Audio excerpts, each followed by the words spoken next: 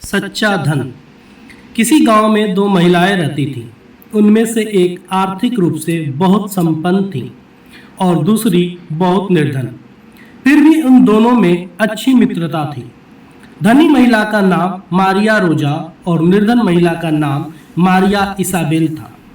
दोनों की एक एक लड़का था। जब कभी मारिया रोजा अपने बाग के फल और खेत की सब्जियां बेचती, वो मारिया इसाबेल के घर आती और कहती, मेरी प्यारी सखी, अपने लड़के को मेरे घर भेज देना, जिससे वो फल और सब्जी का हिसाब किताब लगा दे। आज मैंने बहुत से फल और सब्जियां बेची हैं, उन सभी का पूरा हिसाब किताब करना है। मारिया रोजा ने कभी यह प्रयत्न नहीं किया था कि वह गिनती सीख ले, हिसाब जोड़ना घटाना जान ले, ताकि अच्छी तरह से बिक्री और आय का हिसाब किताब रख सके। उसने अपने लड़के को भी यह सब कुछ नहीं सिखाया था। उसका लड़का बिल्कुल भी पढ़ा लिखा नहीं था। इसाबेल अपने लड़के को रोजा के यहाँ भेज देती।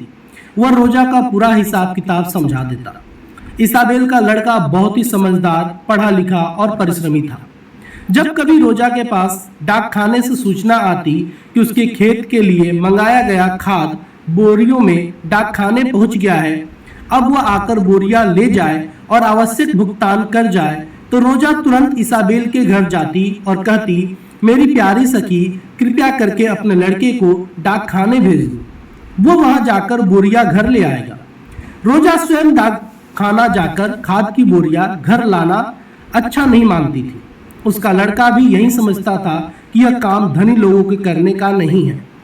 इसाबेल अपने लड़के को डाकखाना भेज देती, जहां से वह हिसाब किताब करके बोरियां रोजा के घर पहुंचा देता था।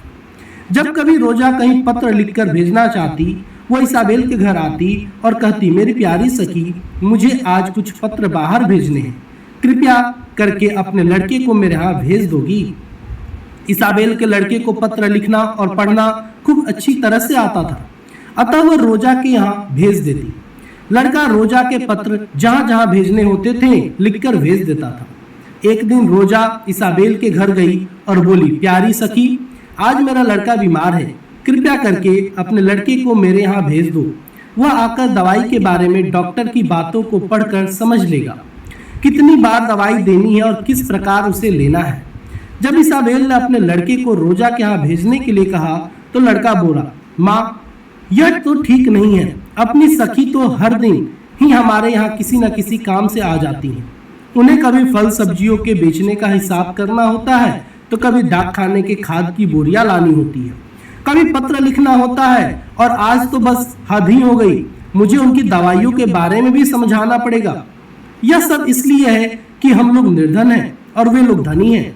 भला यह कब तक चलेगा? इसाबेल मुस्कुरा दी और बोली, तुम समझते हो कि रोजा धनी है, सुखी है, और मैं निर्धन हूँ और दुखी हूँ। यह बात सही नहीं है। सच्ची बात तो यह है कि मुझसे अधिक धनी वह नहीं है। यदि तुम्हें मेरी बातों पर विश्वास न हो, तो गांव में जाकर तुम किसी से भी ये बात पूछ सकते हो। इसाबेल के लड़के ने विचार किया कि उसकी माँ को अवश्य ही भ्रम है कि वह धनी है, लेकिन फिर भी उसने गांव में पूछने का विचार कर लिया। गांव के एक आदमी से उसने पूछा, भैया, क्या तुम मारिया रोजा और इसाबेल को जानते हो? हाँ जरूर, उन्हें कौन नहीं जानता, उसने उत्तर दिया। लड़के ने आगे पूछा, उन दोनों में कौन अधिक धनवान है? निसंदेह मारिया इसाबेल, उस आदमी ने तुरंत उत्तर दे दिया। इसके बाद लड़के ने गांव के अनेक लोगों से वही प्रश्न किया। सभी का उत्तर था, अरे इसमें पूछने की क्या बात है, निश्चय ही मारिया इसाबेल अधिक धनी है। इसाबेल के लड़के की समझ में नहीं आ रहा था कि लोग उसकी माँ को अधिक धनवान क्यों मानते हैं। उसने अपनी माँ से सही बात समझाने के लिए अनुरोध किया। मेरे बेटे, गांव के लोग जैसा कहते हैं वही सही बात है।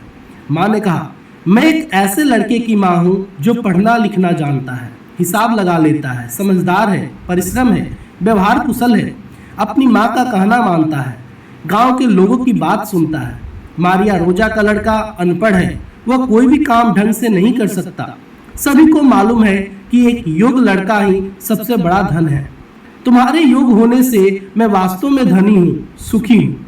नोट: धर्म की रक्षा हेतु संस्कार देने वाली कहानियां बच्चों को सुनाएं या पढ़ाएं। धन्यवाद।